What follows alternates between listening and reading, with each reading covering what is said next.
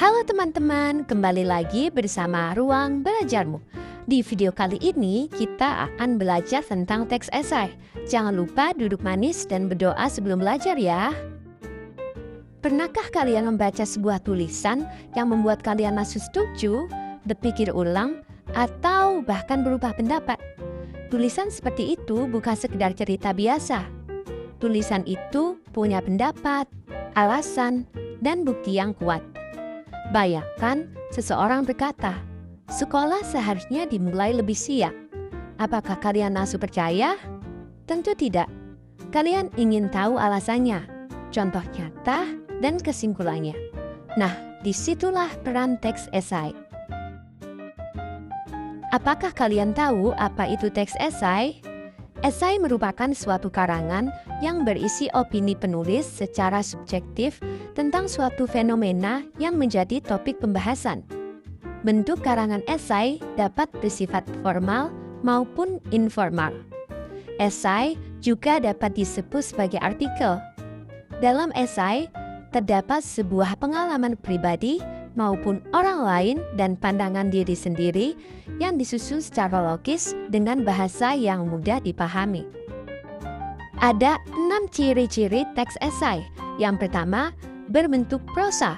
Artinya, dalam teks esai menggunakan bahasa sehari-hari atau berbentuk komunikasi biasa. Teks esai sangat menghindari penggunaan bahasa kias.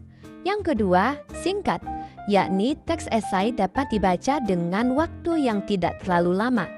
Yang ketiga, memiliki gaya pembeda.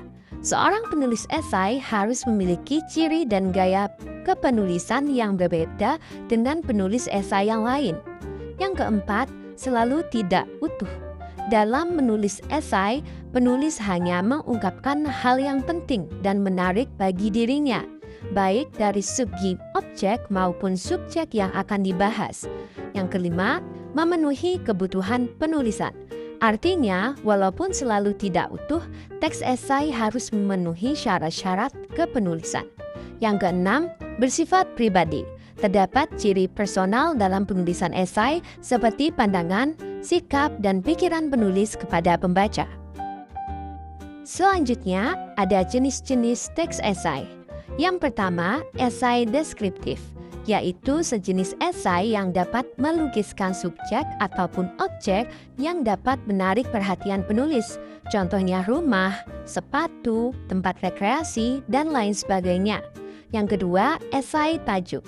Biasanya, esai ini terdapat pada surat kabar maupun majalah yang punya fungsi memberikan pandangan dan sikap surat kabar atau majalah tersebut terhadap suatu isu atau topik yang dibahas. Yang ketiga, esai cukilan watak, yaitu menjelaskan pandangan penulis terhadap suatu watak dari kehidupan individual seseorang kepada para pembaca. Esai cukilan watak tidak sama dengan biografi, karena penulis hanya memilih bagian-bagian yang utama dari kehidupan dan watak pribadi tersebut. Yang keempat, esai pribadi, yaitu esai yang berisi tentang kepribadian diri penulis.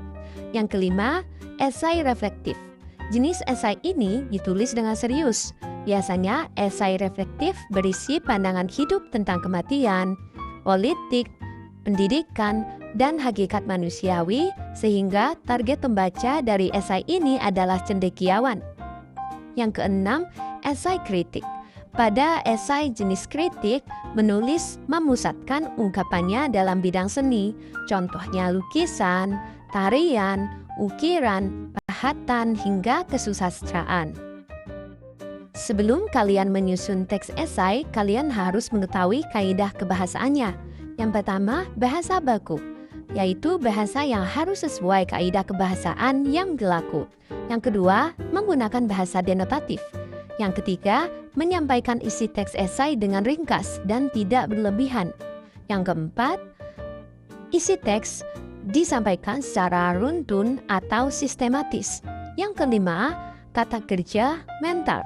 Yang keenam, memvisipkan pernyataan yang menyatakan fakta mendukung. Yang ketujuh, menggunakan istilah teknis sesuai dengan topik yang dibahas. Dan yang kedelapan, menggunakan pernyataan-pernyataan persuasif. Selanjutnya, struktur teks esai. Yang pertama, pendahuluan, mengungkapkan secara ringkas topik atau tema yang akan dibahas dalam teks esai. Yang kedua, isi, berisi pembahasan yang lebih detail terhadap topik atau tema yang dipilih.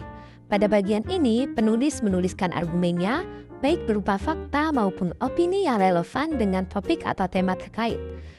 Yang ketiga, penutup atau kesimpulan. Di bagian ini, penulis menuliskan kembali esai dan subtopik yang telah dibahas dalam isi esai. Nah, sekarang kalian sudah mengenal apa itu teks esai, bagaimana strukturnya, serta mengapa teks ini penting untuk menyampaikan pendapat secara logis dan meyakinkan. Teruslah berlatih menulis, karena semakin sering kalian mencoba, semakin tajam cara berpikir kalian. Sekian, terima kasih, dan sampai bertemu di video selanjutnya. Sampai jumpa!